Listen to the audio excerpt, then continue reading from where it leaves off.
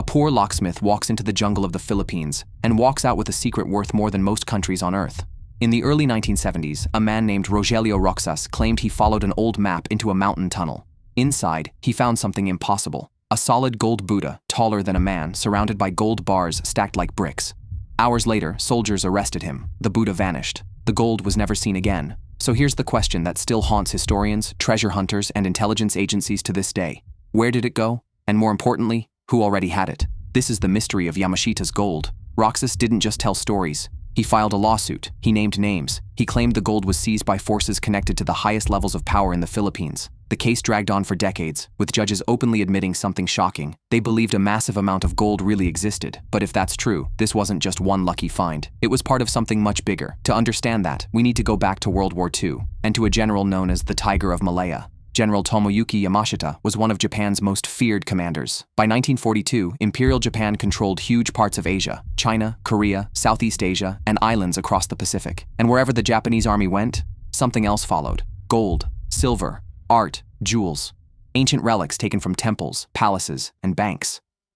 This operation wasn't random looting. According to multiple post-war investigations, it had a name: Operation Golden Lily.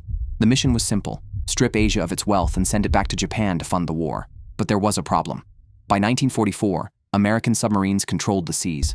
Shipping gold to Japan became nearly impossible. Convoys were sunk. Cargo vanished into the ocean. So Japanese planners made a desperate decision. They would hide the treasure. Engineers were ordered to carve deep tunnels into mountains across the Philippines. Gold was moved underground, tons of it, sealed behind explosives and hidden chambers. And here's where the story turns dark. According to survivor accounts, the engineers and forced laborers who built these vaults were buried alive after the work was finished. The maps were encoded, the locations fragmented. The secret died with the people who built it, or so they thought. When the war ended, General Yamashita was captured, put on trial, and executed in 1946. Officially, the treasure was never recovered. But unofficially, that's where the mystery explodes. Because in the decades after the war, strange things started happening. Farmers found gold bars while digging wells. Construction crews hit sealed tunnels filled with explosives. Treasure hunters disappeared. And then there was Rogelio Roxas, holding a story that refused to die. His lawsuit didn't just accuse local officials, it pointed towards something far more uncomfortable: that powerful forces already knew where the gold was, and they got there first. One theory refuses to go away: the idea that American intelligence recovered large portions of Yamashita's gold in secret. Not to return it, not to report it, but to use it. Think about the timing. World War II ends. The Cold War begins almost immediately. The US needs money, enormous, untraceable money, to fund covert operations around the world. Black budgets, proxy wars, influence campaigns. Gold with no paper trail would be perfect. Some researchers claim recovered Japanese gold helped finance early Cold War operations, from rebuilding Japan as an ally to funding anti-communist movements across Asia and Europe. Is there hard proof? That's the problem. If it happened, it was designed to never be proven. Documents classified, witnesses silenced, court cases settled quietly. Even today, US and Japanese governments officially deny the story. Yet independent investigators, journalists, and even former intelligence officers continue to hint at the same thing. Too much gold went missing for it to simply vanish.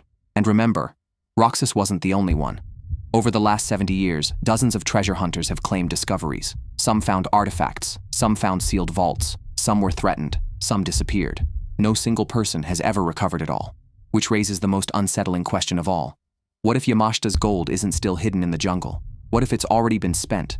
What if the greatest treasure heist in history didn't end in 1945, but quietly shaped the modern world? Wars funded, governments influenced, history rewritten without anyone knowing where the money came from. And if even one vault is still out there, untouched, then somewhere beneath the Philippine jungle may still lie billions in gold, waiting for the wrong person, or the right one, to find it. So the next time you hear about a lost WWII treasure, ask yourself this: is it really lost, or was it stolen twice? If this kind of hidden history makes you question what you thought you knew, make sure you're following this channel, because we explore the stories history never officially closed. And here's something to think about before you click away. If Yamashita's gold really helped shape the Cold War, what other secrets are still buried, not underground, but in plain sight?